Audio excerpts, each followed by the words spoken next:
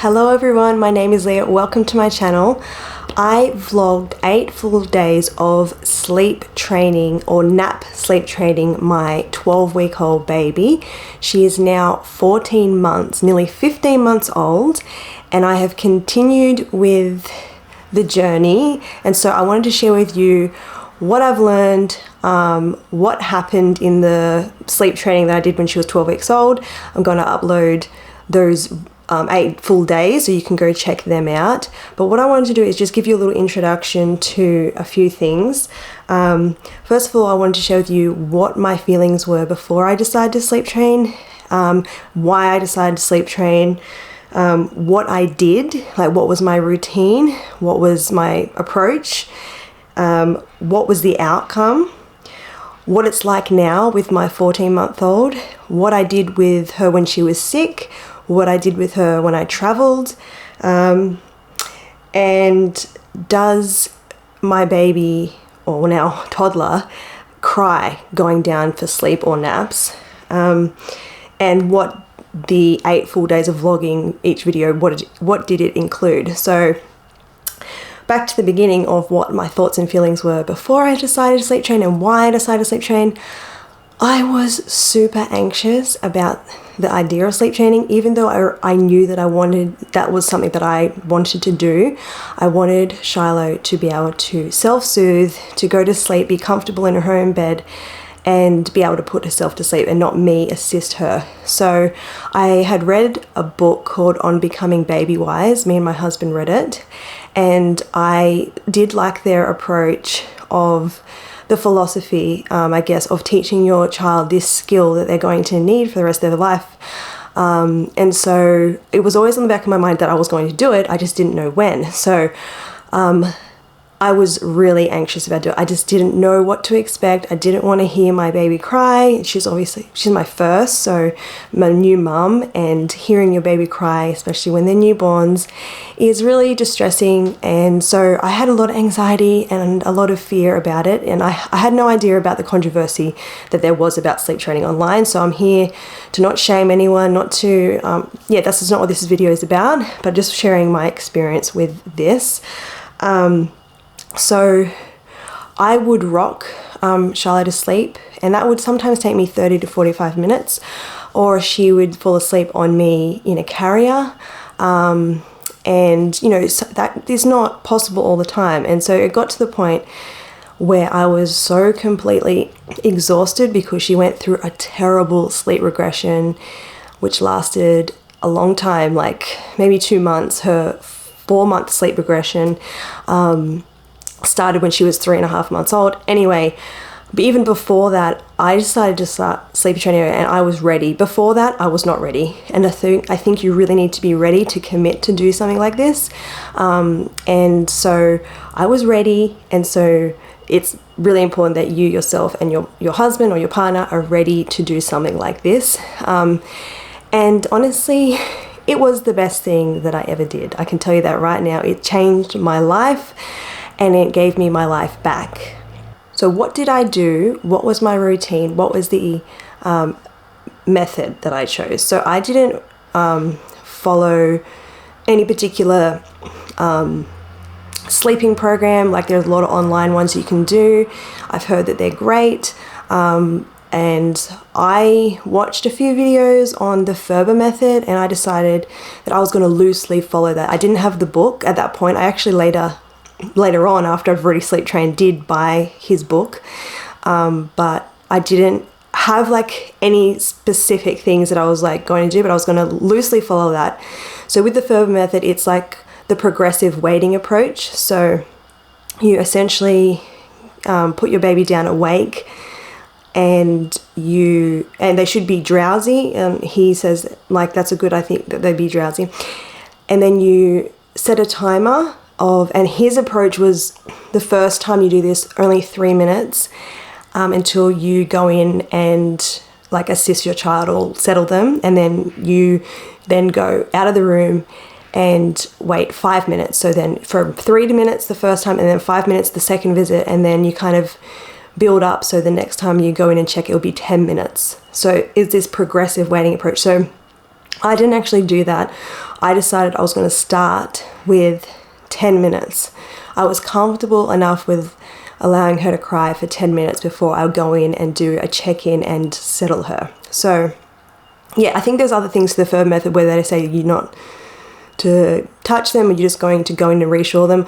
I'm not really sure, I can't really remember, but I went in. So basically what I do is I had a routine, I had a sleep, and this is really important, a sleep nap routine. So this is what I did every single time she was going to have a nap or go down for a sleep. I would swaddle her when she was young enough to be swaddled, and then I would sing her a song. Then I would put her in her crib, her cradle, and then I'd kiss her cheek, and then I'd walk out of the room. And I'd set the 10-minute timer, and I would only go in after that 10-minute timer was up. So that was really important, and I think the timer really helps, because if you don't have the timer, you're likely going to cave and go in sooner than what the timer is, and that timer just really helped me. But in saying that, she really didn't cry for that long, and she was usually asleep, and you'll see this in my vlogging videos before the 10 minutes was up. So pardon me. But there is this thing called like winding down, like when you can hear their cry is not escalating, but it's kind of winding down. I wouldn't go in. If the 10 minutes was up and I could hear that her cries were getting weaker, getting softer, and I could tell she was about to fall asleep, I wouldn't go in there, because that would just prolong it. So sometimes I would wait just an extra few minutes and then she'd end up falling asleep. So rarely ever did I have to go in and do another timer of 10 minutes. So that was really surprising to me. It only took about 4 days before I saw a difference in her and she got used to it, which is really quite incredible.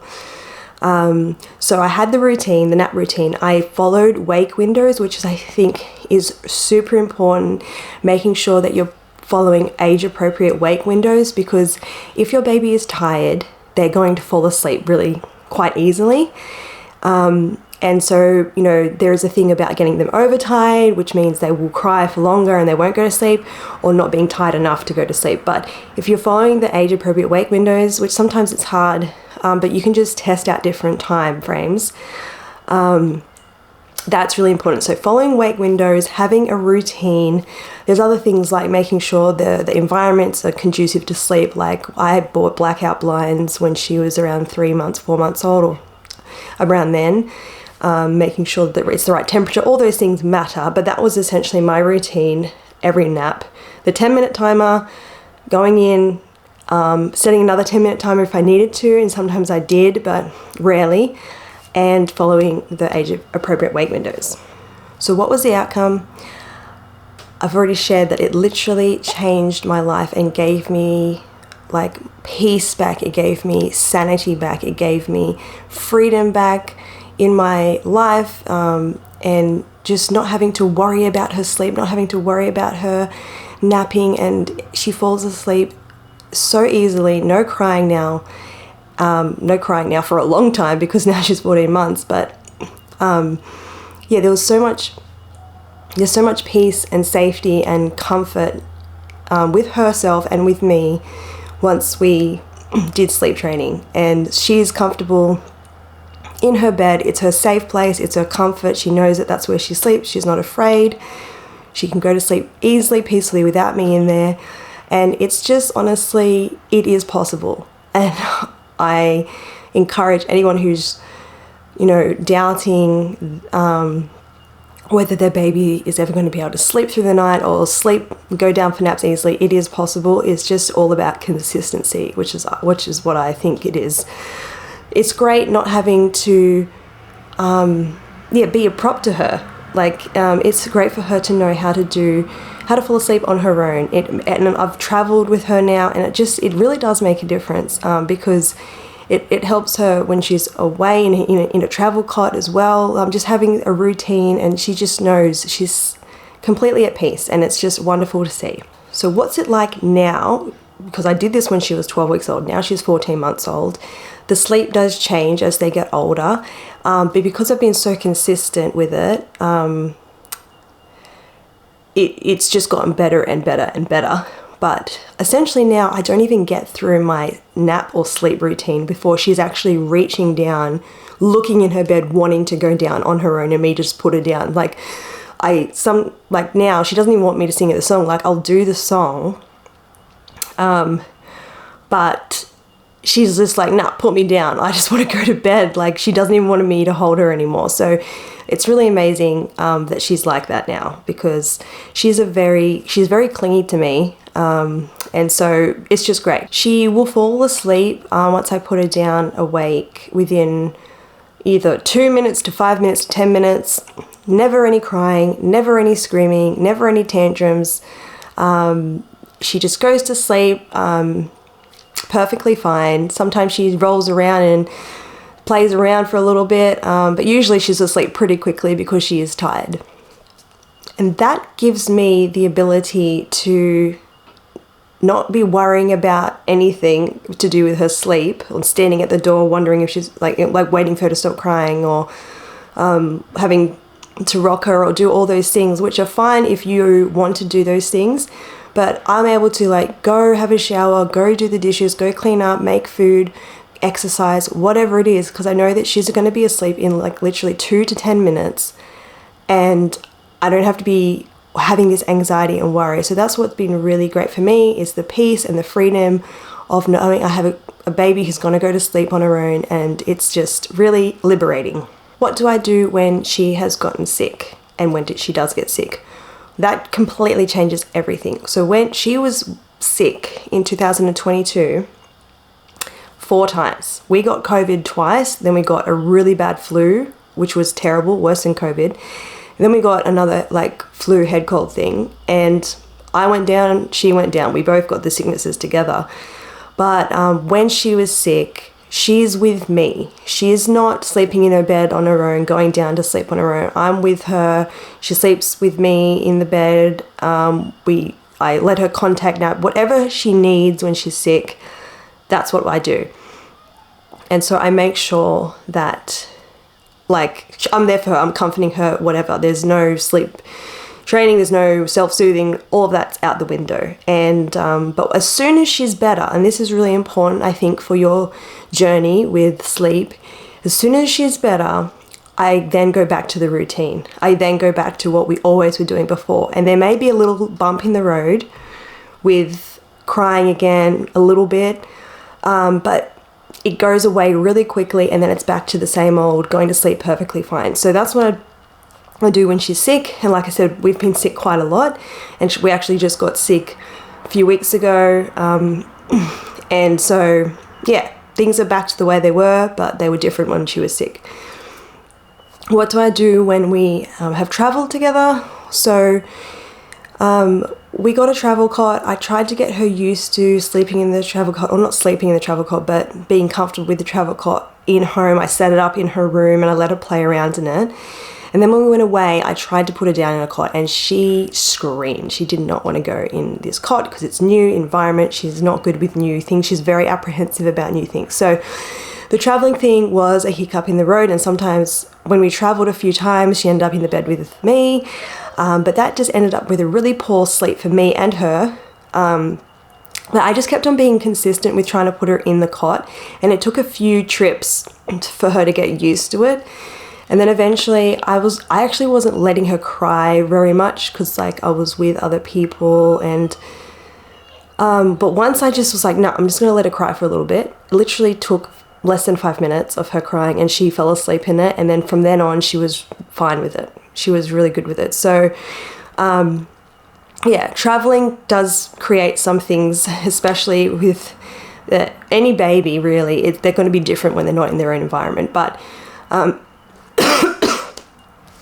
excuse me, just need to be consistent, keep trying it, and eventually they will, I think they will get used to their travel cot. Does my daughter ever cry now? Or does she never cry and she goes perfectly to sleep every single time? The answer is she does cry, but that's the exception, not the rule. So 99% of the time she doesn't cry, but that 1% of the time is either because she's overtired or she's sick, or those are basically the two things.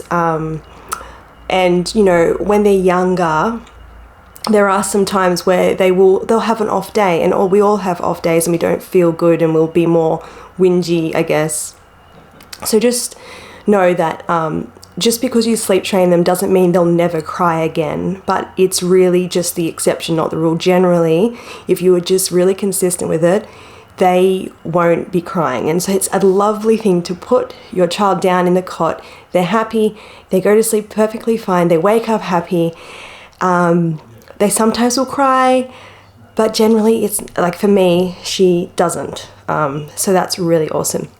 And so basically I just want to share those things with you. What I included in the 8 days of vlogging, basically 4 things I included in the videos, which was, let me just check. Okay, so I shared what her wake windows were that I was using when she was 12 weeks old. I shared how long it took for her to fall asleep, and how long she cried for, and then how long she slept for. At that time, I'm not making it through her second, or like the second nap transition. Anyway, so those were the 4 things that I share. So go check out those videos. I hope that it can help you in any way, assist you in any way.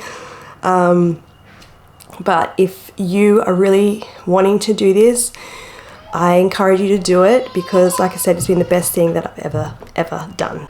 Something that I just forgot to share with you is that when I did vlog, I accidentally or somehow made a mistake with the days. And so towards the end of the vlogging, I was saying day 7 when I should have been saying day 8, and I was saying day 5 when I should have been saying day 6. And I know now why I was doing that, but anyway, that's just a little error that I made with the days, but there's 8 days. So enjoy. So that's all from me today. If you like this video, give me a thumbs up, subscribe to my channel if you want to see more things from me, and I hope you have a great day.